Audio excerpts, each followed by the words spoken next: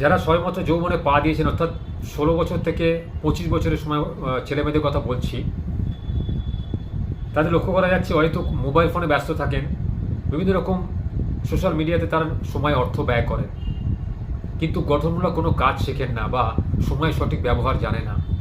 তার উদ্দেশ্যে একটা কথা বলি, আগামী দিন কিন্তু খুব কঠিন পরিস্থিতি সৃষ্টি হতে চলেছে আমাদের দেশেতে।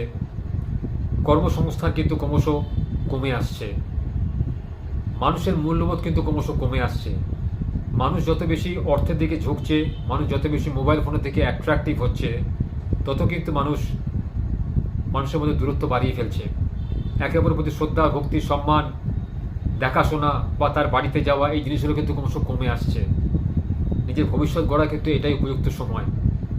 16 বছর থেকে 25 বছর, অর্থাৎ মাধ্যমিক যে সময় দেওয়া হয় 16 বছরে, সেখান থেকে কিন্তু 25 বছর অবধি সময়টা কিন্তু খুব ক্রুশিয়াল টাইম। এই সময়টাকে যদি তোমরা খুব ভালোভাবে কাটাতে পারো, খুব লেখাপড়ার মধ্যে দিয়ে বা কিছু জানার মধ্যে দিয়ে, শেখার মধ্যে দিয়ে হয়তো অর্থ সময় ব্যয় না করে, তাহলে আমার মনে হয় যে বাকি জীবনগুলো তোমাদের সুখে কাটবে। তোমাদের আর চাকরির জন্য বা অর্থের জন্য এদ্দোর ওদ্দোর ঘুরতে হবে না, বা চাকরির জন্য অন্য তোমাদের ঘুরতে হবে না। তাই এখন থেকে মোবাইল ফোন অতিরিক্ত ব্যবহার বন্ধ করে তোমরা যদি কিছু গঠনমূলক করতে সিদ্ধান্ত নাও, আমার মতে বলে এই 16 থেকে 25 বছর বয়সটাই উপযুক্ত সময়। এই সময় এখন জীবনের ভিত গড়ার সময়। এই সময়টাকে যে কাজে লাগাতে পারবে, আগামী দিন কিন্তু তোমাদের আর পিছন ফিরে তাকাতে হবে না। এই সময়টাকে যে হয়তো আড্ডা মেরে, ফালতু গসিপ করে, বন্ধুবান্ধবের সঙ্গে আড্ডা মেরে এর বাড়ি তার বাড়ি ঘুরে বেড়াতে গিয়ে নষ্ট করো, তাহলে কিন্তু তোমাদের ভবিষ্যৎ অন্ধকার। কারণ আগামী দিনে যদি কিছু গঠনমূলক কাজ শিখতে না পারো, এআই এসে যাচ্ছে, এআই কিন্তু তোমাদের চাকরি খেয়ে নেবে। তাই জীবনে বাস মারতে গেলে, জীবনে কিছু শিখতে গেলে, মূল্যবোধ জানতে গেলে, অর্থের সঠিক ব্যবহার জানতে গেলে তোমাদের কিন্তু অবশ্যই আজ থেকে চেষ্টা করতে হবে কী করে সময়টাকে ব্যবহার করা যায়।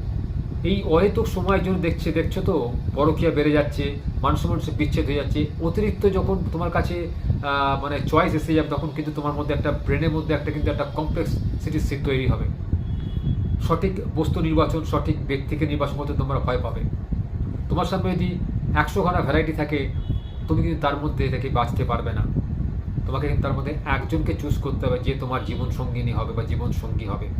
সেটাকে যাতে সঠিকভাবে বুঝতে পারো, তার সঠিক পর্যালোচনা করতে পারো, তার জন্য তোমাদের এখন থেকে প্রস্তুতি নিতে হবে।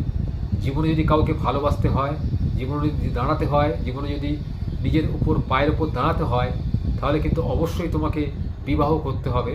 আর বিবাহ করা মানেই কিন্তু একটি মেয়েকে নিয়ে আসা নয়, তার সংস্কৃতিকে, সভ্যতাকে তোমার বাড়িতে নিয়ে আসা, তার মা লক্ষ্মীকে নিয়ে